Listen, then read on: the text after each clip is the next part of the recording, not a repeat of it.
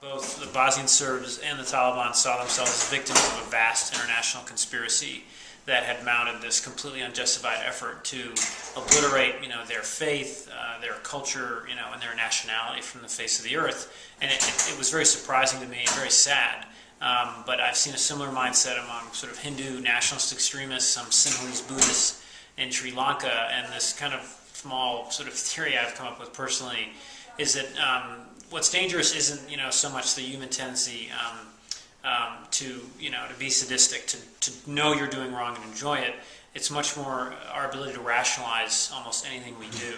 And both the Taliban and the Bosnian Serbs had told themselves they were completely justified in carrying out these horrible atrocities. When I was in Bosnian Serb custody, I remember some of the guards talking about this great Muslim conspiracy. They said that myself and other journalists were getting money from OPEC to write these lies about the massacres that were happening.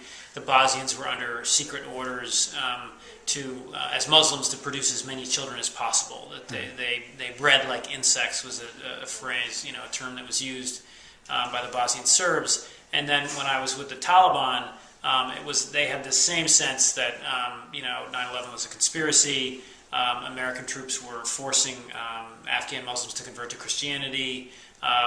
Tens of thousands, if not hundreds of thousands of Muslims were being killed around the world in an effort to sort of obliterate Islam from the face of the earth. I felt like the Dutch could have done more after Srebrenica fell. There was a UN officer that was in a surrounded enclave later on in the war, a Canadian officer, and he was actually protecting Serb civilians from a Croatian offensive. He called CNN and was desperately sounding the alarm that these civilians were going to die. There was no effort like that by the Dutch officers, and I feel like after the town fell, the Dutch could have done more to sound a public alarm. Maybe it wouldn't have stopped the massacres, but they could have at least tried. They should have tried every tool at their disposal to protect the people. I think don't overpromise that the West kind of saying they're going to protect this place, they're going to stop this and that from happening.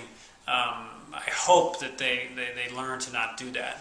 Declaring a town a safe area, stripping it of its heavy weapons, and then failing to actually protect that town is a colossal move and just a terrible affront and a terrible shame on the West. And I hope that won't happen again.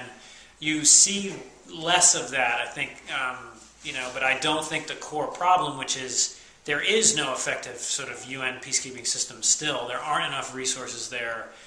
There's too many soldiers from poor countries that are sort of dispatched to these obscure conflicts that are poorly armed and poorly trained and poorly funded. So, I think the result has been to step back and not promise so much instead of actually addressing and trying to fix the problem.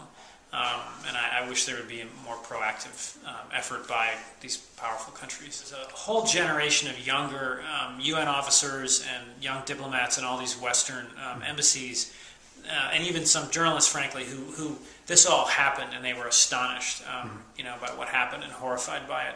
And I think many of them have moved into sort of more senior positions at the UN and in different governments and in journalism, and they're more eager to kind of move forward and be more proactive and stop things that could happen.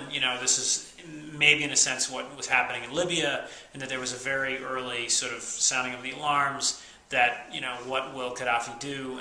And I hope that generation is now going to continue to have more of an impact. But it's a very, early and sort of weak system now. It's just individuals. It's not really a sort of broad consensus to do more.